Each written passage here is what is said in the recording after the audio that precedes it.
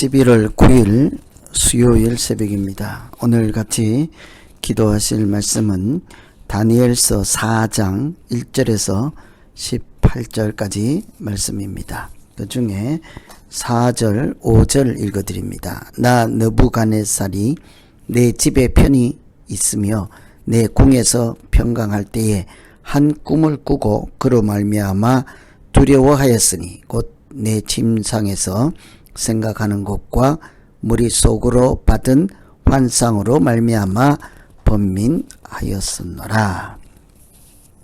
다니엘서 4장은 느부갓네살 왕이 꾸었던 두 번째 꿈에 대한 말씀이지요. 앞에서 첫 번째 꿈을 꾸고 번민할 때 다니엘이 해석을 해서 하나님 나라가 영원할 것을 말씀으로 들었습니다. 이제 두 번째 꿈을 꾸고 또다시 번민하는 그런 말씀이 있죠. 시대적 배경은 느부갓네살 왕이 전성기를 누릴 때 태평성대를 누려서 아무것도 부족한 것이 없다고 할 때 그때 하나님께서 꿈으로 다시 찾아오시고 말씀해 주셨습니다. 겉으로 보기에는 태평성대요 부족할 것이 없었으나 그때가 느부갓네살 왕에게는 사실은 오히려 가장 위험한 때였습니다. 태평할수록 아무 문제가 없을수록 그 왕은 또는 그런 사람은 하나님을 찾지 않아도 괜찮아 보이는 그런 인생을 살기 때문이죠. 그래서 그 순간 모든 것이 잘 풀리고 태평할 때에 하나님께서 하나님 없이 살아가는 그 왕에게 다시 꿈을 보여준 것이 두 번째 꿈이었습니다. 그 왕이 하나님처럼 군림하고 교만할 때에 하나님께서는 일종의 경고의 꿈을 보여주시고 그 꿈으로 무슨 말씀을 하고 싶었을까요? 그 꿈으로 어떤 사람으로 또 어떤 믿음 생활로 우리를 인도해 가실까? 첫째는 내가 인생에서 그가 인생으로 살게 하십니다. 나 중심 인생에서 하나님 중심의 인생을 살게 하시죠. 4절에 보시면 나 느부갓네살 왕이 내 집에 편히 있으며 내 궁에서 평강할 때에, 아주 짧은 말씀에도 나 느부갓네살입니다. 나를 강조하고 있죠. 내 집이라고 합니다. 내 궁이라고 하죠. 전부 이 사람은 자기 중심적 사고에 갇혀 있습니다. 5절에도 내 침상, 6절에도 내가 명령을 내려서 8절에도 내 신의 이름, 이렇게 9절에도 내 꿈에 본 적, 이 사람은 모든 것이 내가 인생을 살고 있는 거죠. 나 중심이죠. 그래서 이 나 중심으로 살아가는 이때에 마치 장이가 세상의 왕 노릇하는 하나님처럼 그런 군림할 때 하나님께서 꿈을 보여주셔서 누구의 다스림도 받지 않고 자기 마음대로 살아가는 그 사람에게 이것이 전부가 아니라 살아계신 만왕의 왕이신 하나님이 계심을 또다시 일깨워주는 두 번째 꿈을 보여주셨습니다.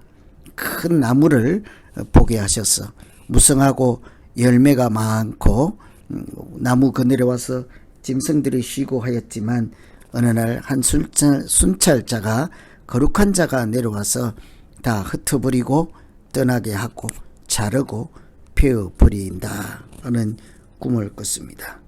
하나님 없이 사는 사람은 아무리 크고 무성한 나무를 이루었을지라도 표면적으로는 성공한 것 같지만 사실은 그는 번민하는 인생에 지나지 않았던 것입니다.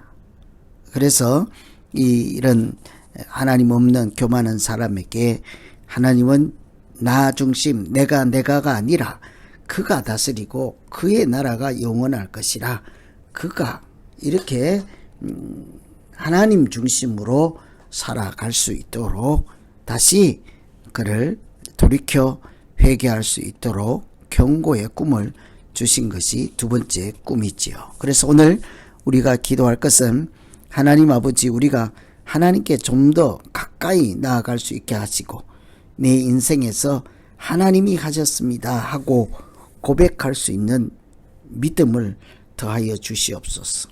내가 나 중심, 내 인생, 내 궁궐이라 하지 않고 하나님이 다스리는 세상에서 살아가는 주의 백성에 지나지 않는다는 사실을 깨달을 때에 오히려 행복한 인생이 되게 하여 주시옵소서. 이렇게 기도하면 되겠습니다.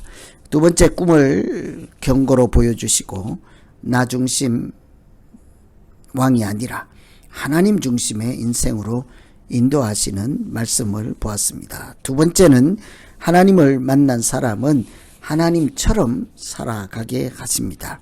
9절에 보시면 벨드사사라 네 안에는 거룩한 신들의 영이 있은즉 어떤 은밀한 것이라도 내게는 어려울 것이 없는 줄을 내가 아노니 해석을 말하라. 해석을 내게 말하라. 내 꿈에 본 내 환상의 해석을 말해달라는 것이죠. 꿈을 꾸고 번민하고 두려워할 때에 박수, 술객, 점쟁이 다 불러왔지만 그 꿈을 여전히 해석해 줄 자가 없었습니다.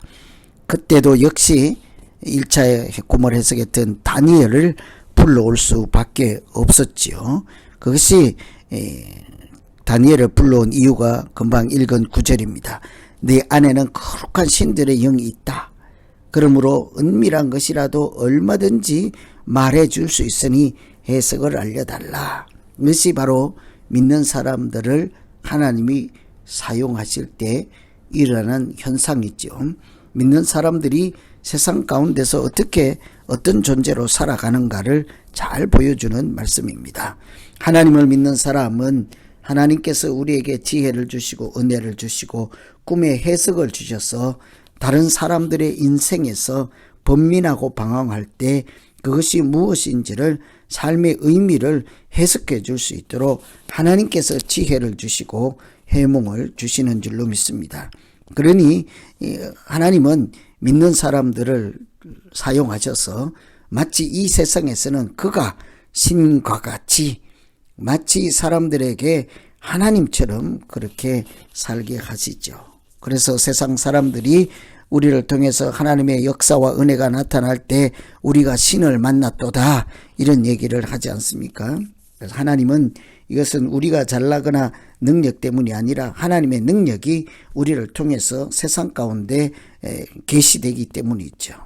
하나님은 이렇게 우리로 하여금 믿는 사람들을 통해서 하나님 살아계심을, 하나님이 어떤 분이신지를 세상에 계시하시고 보여주시고 알게 하실 때 우리가 거기에 쓰임받는 또 하나님을 기뻐하는 사람들로 살게 하여 주시옵소서. 이렇게 기도하면 되겠습니다. 느부갓네살 왕이 너는 거룩한 영이 있으므로 이런 것 정도는 얼마든지 쉽게 풀어낼 수 있다. 어려울 것이 너에게는 전혀 없다라고 하잖아요. 사실 믿는 사람들은 차원이 다른 삶을 살아가는 것입니다. 하나님께서 주신 지혜, 하나님께서 주신 말씀, 하나님께서 주신 기도, 하나님께서 주신 은사, 하나님께서 주신 사랑, 이런 것으로 살아가니까 세상을 밝히는 빛이요 세상을 지키는 소금으로 넉넉히 살아갈 수 있는 것이지 않겠습니까? 그래서 두 번째 우리가 기도할 것은 어떤 사람을 만나든지 믿는 우리를 보면 하나님을 보았다 하고 고백할 할 수 있는 그런 은혜의 통로, 믿음의 통로, 하나님이 사용하시는 거룩한 사람이 되게 하여 주시옵소서. 누군가 우리를 바라볼 때에 하나님을 만났다 고백하며 또 하나님의 은혜를 더욱 사모하게 되는 그런 귀한 하나님의 역사가 나타나게 하여 주시옵소서. 이렇게 기도하시면 되겠습니다. 오늘은 느부갓네살 왕이 꾼 두 번째 꿈을 통해서 하나님이 느부갓네살로 하여금 나 중심의 교만한 인생이 아니라 하나님 중심에 그분이 하셨습니다. 그분이 은혜를 주셨습니다. 내가 아니라 하나님이 다스립니다. 이런 인생을 고백한 것처럼 그렇게 살게 하시고 하나님을 만난 사람으로서 이 세상 가운데 하나님을 만나게 하는 통로가 되게 하시고 주신 은혜와 사랑으로 세상을 하나님 나라로 섬기기에 부족함이 없도록 주여 도와 주시옵소서. 이렇게 기도하시면 되겠습니다. 오늘 말씀 의지해서 우리 각자 자기 자신을 놓고 기도하겠습니다. 하나님 아버지, 두 번째 꿈을 꾸고도 가장 태평한 때에 번민할 수밖에 없는 해석의 능력이 없어서 방황하고 고민하고 고통하는 인생이 아니라 하나님께서 꿈도 주시지만 그 꿈을 알아들을 만한 말씀도 주시고 그 꿈을 해석할 만한 지혜도 주셔서 하나님의 소리를 들으며 하나님의 인도하심을 따라 살아가는 믿음의 사람으로 부족함 없게 하여 주시옵소서. 하나님의 영이 우리 가운데 있어서 하나님께서 보여주시는 은밀한 것들까지도 조금도 우리에게는 어려울 것이 없는 거룩한 사람으로 살게 하여 주시옵소서. 더욱더 하나님 가까이 나아가서 은혜를 사모하며 기도하게 하시고 말씀을 품고 살아갈 때마다 말씀 통해서 찾아오시는 하나님을 만나며 참으로 복되게 살게 하여 주시옵소서. 예수님 이름으로 기도하옵나이다. 아멘.